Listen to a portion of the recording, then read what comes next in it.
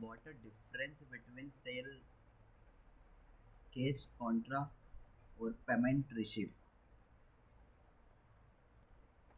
Basically जो payment की entry होती है, जो हमारे व्यापार में जो भी पैसा जो लगाया गया, जो इन्वेस्टमेंट है, और या किसी भी हमने कोई भी आइटम या गुड्स परचेस करते करते टाइम जो भी पेमेंट करते हैं वो पेमेंट के अंदर आता है। अभी जैसे मेरे पास है मेरी ये बैंक IDFC बैंक। अब इसे सेलेक्ट करके मुझे मेरी परचेज़ की पार्टी को पेमेंट करना है। जैसे मेरी पार्टी है यूनिटी वेल्थ एंड कॉरपोरेशन। अब यहाँ पे इसे 5,000 क्रेडिट इसे देना है। तो अब जैसे ही इसे मैं पेमेंट करूँगा, यहाँ पे इसका बैलेंस जो है वो नील हो जाएगा। ये होता है पेमेंट।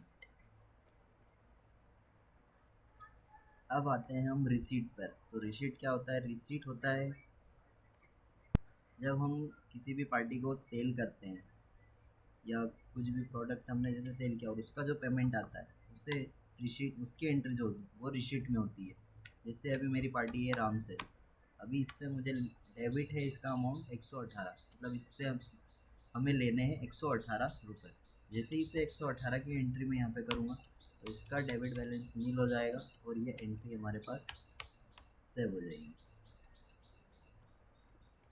अब आते हैं हम कॉन्ट्रा पे। कॉन्ट्रा जो बेसिकली होता है F4 इसकी शॉर्टकट की है। और जैसे इसमें बस दो ही एंट्री वैलिड होती है, एक तो बैंक टू बैंक या बैंक टू कैश। जैसे IDFC बैंक मैंने सेलेक्ट करा।